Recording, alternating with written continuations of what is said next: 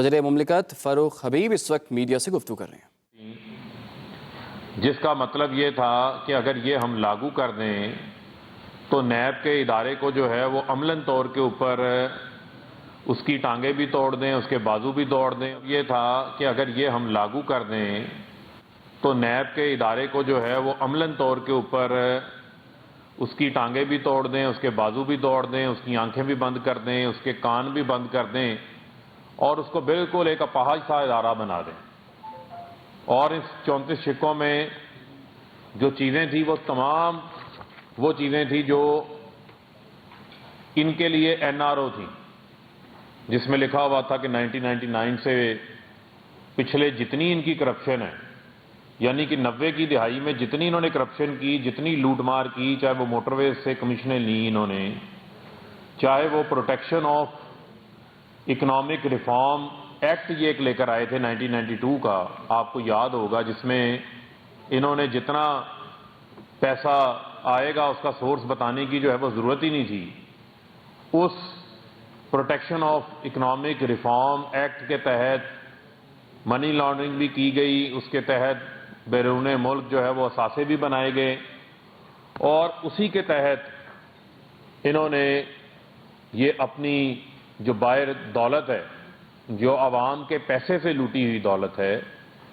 उसका तमाम कट्ठा चट्ठा जो है वो उसके अंडर कवर किया था। तो आज इस नैब ऑर्डिनेंस के ऊपर तरमीम जो ऑर्डिनेंस आया है, इसके ऊपर तनकीद करने वालों को पहले protection of economic reform act 1992 के ऊपर जो है वो थोड़ा शर्मिंदा भी होना चाहिए और उसके ऊपर इनको माफ़ी भी मांगनी चाहिए। और वो इतना बड़ा डाका था जो कि दिन की रोशनी में डाला गया था शरीफ खानदान की तरफ से, वो किसी से भी ढका छुपा नहीं है। और इन 34 सिक्कों के अंदर ये लिखा गया था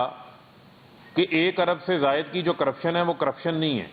तो मैं इनको बताना चाहता हूँ कि करप्शन ही होती है,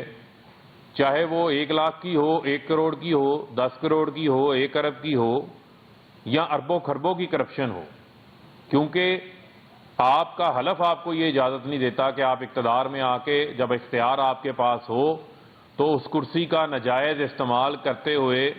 आप अपने ज़ाती असासे बनाएं। और आज मुझे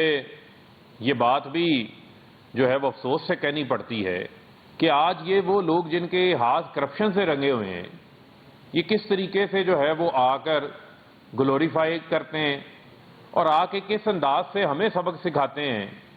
कि जिनका कभी एहतसाब, जिनका कभी सब्जेक्ट ही नहीं था, जो अकाउंटेबिलिटी के कभी भी हक में ही नहीं थे, जो हमेशा मुकमुका के ऊपर जो है वो यकीन रखते थे, जो हमेशा NROs के पीछे जो है वो छुपते रहे हैं। आज तक आप मुझे बता दें कि परवेज मुशर्रफ वर्दी में थे, पूरी ताकत में थे, इन्होंने परवेज मुशर्रफ को भी NRO ले लिया था, उनके भी पाँव को हाथ लगा के 10 साल का वायदा करके मुल्क से बाहर चले गए थे। और आपके इल्म में है कि वो हुदैबिया पेपर का केस जो आज तक मेरिट के ऊपर चला ही नहीं, और वो ओपन एंड शट केस था, जिस तरीके से काजी फैमिली के नाम के ऊपर बाहर से अकाउंट्स खोल के पैसा यहाँ आता रहा, जिसपे इनके समधी इसहाकडार वादा माफ गवाह बने हुए थे। 161 के उनके बयानात मजिस्ट्रेट के सामने जो है वो कोर्ट के सामने दर्ज हुए थे और उसके ऊपर पूरी तहकीकात थी किस तरीके से इन्होंने पैसा लूटा है। इनके ऊपर, इनकी करप्शन के ऊपर दुनिया के बड़े बड़े मीडिया के फोरम्स ने फिल्म्स बनाई हुई हैं, किताबें लिखी हुई हैं, लेकिन ये अजीब ढटाई है जो सिर्फ इन्हीं के पास ही है कि ऐसा संजीदा चेहरा बना के झूठ बोलते हैं कि लोगों को लगे कि पता नहीं इनसे कोई पारसा और नेक बंदा कोई नहीं है। सिर्फ जो है वो कहते हैं जी हमारे से जी मुशावरत का बड़ा इनको शौक है, मुशावरत का बहुत शौक है। शहबाज शरीफ के ऊपर 7 अरब रुपए का टीटीओं का उनके ऊपर केस है, उनके ऊपर, उनके खानदान के ऊपर। सारे खानदान ने एक ही बैंक, लाहौर का बैंक अल-फलाह सर्कुलर रोड की ब्रांच है, उसमें पैसे जमा करवाए हुए। 2005 में जब शहबाज शरीफ कर्जे ले लेके उधर कह रहे थे कि मैं कर्जे ले रहा था बाहर, उसी 2005 में सलमान शहबाज के अकाउंट में टीटियां गिर रही थी اور وہ ایسے نامعلوم افراد ہیں جن کا پتہ ہی کوئی نہیں ہے کہ وہ کون سا جو ہے وہ منظور پاپڑ والا تھا، محبوب ریڈی والا تھا، کوئی گجرانوالا کا اظہر کباڑیا تھا، جنہوں نے ان کے اکاؤنٹوں میں پیسے لگائے، جنہوں نے کبھی خواب میں ہی کبھی لندن نہیں گئے۔ شہباز شریف پہ کیس، شہباز شریف کے دونوں بیٹوں کے اوپر نیب کا کیس، ان کی فیملی کے اوپر کیس، اور شہباز شریف کے دونوں بھتیجوں کے اوپر کیس، نواز شریف ان کا بھائی جو ہے ان کے اوپر سزائیں ان کو ہوئی ہیں، شہباز شریف کی بھتیجی مریم صفدر کو جو ہے وہ سزا ہوئی ہے اپنا ایون فیلڈ کے محلات کے اندر۔ تو یہ پھر کہتے ہیں جی ہمارے سے مشاورت کریں۔ آپ سے مشاورت کرنے کا مطلب تو یہی ہے کہ پورا کا پورا ٹبر چور ہے اور ان سے پوچھیں کہ آپ کا تفتیشی کون سا لگانا ہے۔ یہ تو آپ کی فرمائش جو ہے وہ ہم پوری نہیں کر سکتے۔ یہ آپ کی فرمائش جسٹس ریٹائرڈ قیوم نے پوری کی تھی، جس نے آپ کے کہنے کے اوپر جو ہے وہ فیصلے کیے تھے۔ 2000 نیب جب سے بنا 2016 تک 240 ارب روپیہ ریکوری، پچھلے 4 سال میں 540 ارب روپیہ ریکوری۔ ہم یہ فوکس کرنا چاہتے ہیں کہ جو آپ کی سیاست میں آ کر آپ کے آنے سے پہلے کیا اثاثے تھے، اب آپ کے کیا اثاثے ہیں وہ دیکھیں آپ۔ اور نیب لاز کے اندر جو امینڈمنٹ لائی گئی ہیں وہ ان گڈ فیتھ لائی گئی ہیں، اور جو کلیکٹو فورمز ہیں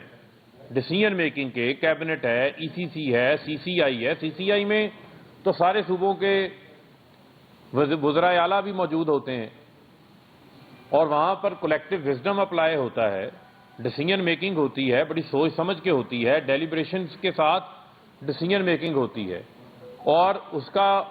کوئی ایفیکٹ ہماری حکومت کے اوپر تو نہیں آنا۔ جب قانون بن جاتا ہے تو آنے والی کل کو کوئی بھی کیبنٹ ہوگی، کوئی بھی سی سی ہوگی، اس کے اوپر بھی اس کا عمل درآمد ہوگا۔ ٹیکس ایویژن، آپ نیب کے پاس پرائیویٹ بزنس مین کو ایز آف ڈوئنگ بزنس کے حوالے سے اقدامات ہم نے لیے ہیں، لیکن جو ادارے ہیں وہ ادارے اپنی جگہ کے اوپر کام کریں گے۔ چاہے وہ ایف بی آر کا معاملہ ہے وہ ایف بی آر دیکھ لے گا، جو ایف آئی اے کا معاملہ ہے اس کو ایف آئی اے دیکھ لے گا، اور جو نیب چیئرمین کی تقرری کے حوالے سے جو یہ تنقید کرتے ہیں تو اس میں پہلے قانون خاموش تھا، پریزیڈنٹ جو ہے وہ انیشیٹ کرتے ہیں لیڈر آف دا ہاؤس اور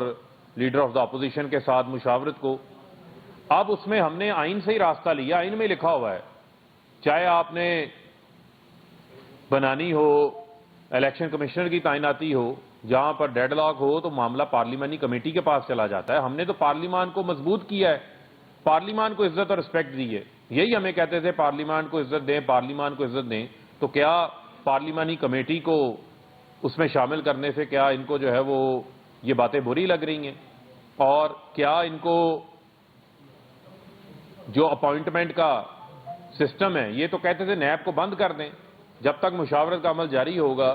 جو موجودہ چیئرمین ہے وہ اس کو کنٹینیو کر سکتے ہیں۔ تو میں یہ سمجھتا ہوں کہ یہ جو امینڈمنٹس نیب آرڈیننس کے ذریعے لائی گئی ہیں یہ ایک کمپریہنسو امینڈمنٹس ہیں، جس سے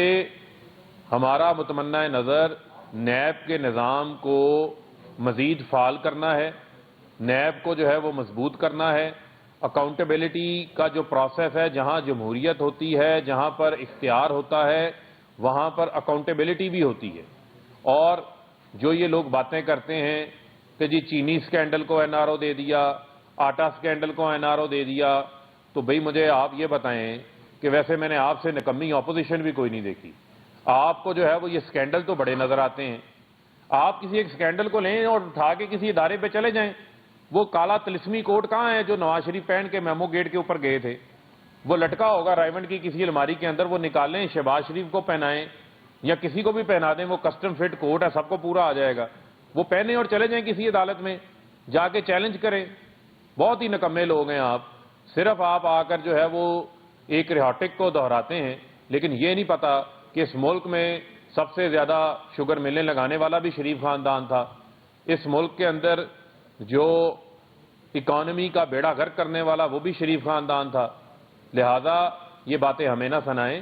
عمران خان وہ وزیر اعظم ہے جو وزیر اعظم بننے سے پہلے اپنی 40 سالہ کمائی کا حساب دے کر آئے ہیں، 60 ڈاکومنٹس دے کر آئے ہیں. آپ کی طرح کو قطری خط کا مذاق ہم نے نہیں کیا. آپ کی طرح ہم نے کوئی جعلی ڈاکومنٹس کیلبری فنڈ کے تحت نہیں بنائے تھے. اور ہم نے یہ بھی نہیں کہا تھا کہ میری لندن میں کیا تو میری پاکستان میں کوئی پراپرٹی نہیں اور میں اپنے والد کے ساتھ رہتی ہوں. اور چند سال بعد آپ کے بھائی آ کے آپ کو جھوٹا قرار دیتے ہیں اور کہتے ہیں الحمدللہ یہ لندن کے فلیٹس ہمارے ہیں اور ان کی مالک جو ہیں وہ مریم صفدر ہیں. تو یہ ایک پوری جو ہے وہ جھوٹ کی داستان ہے جو ان کے ساتھ منسلک ہے. اور اپنا اینڈ کے اوپر بات وہ لوگ کر رہے ہیں جن کے کریکٹر کے اوپر کرپشن کی بہت بڑی میں سمجھتا ہوں کہ دھبا لگا ہوا ہے. لہذا ان لوگوں سے نیب قوانین کے حوالے سے بات کرنا اور اس میں کوئی اچھی چیز ان کی طرف سے تجویز سامنے آ جانا، اس کی مجھے جو ہے وہ کسی قسم کی کوئی بعید جو ہے وہ نظر نہیں آتی. تو میں ان کو یہ مشورہ دینا چاہتا ہوں کہ اس آرڈیننس نے جو ہے وہ پارلیمنٹ میں آنا ہے. پارلیمنٹ میں اس پہ ڈسکشن ہوگی. آپ پارلیمنٹ میں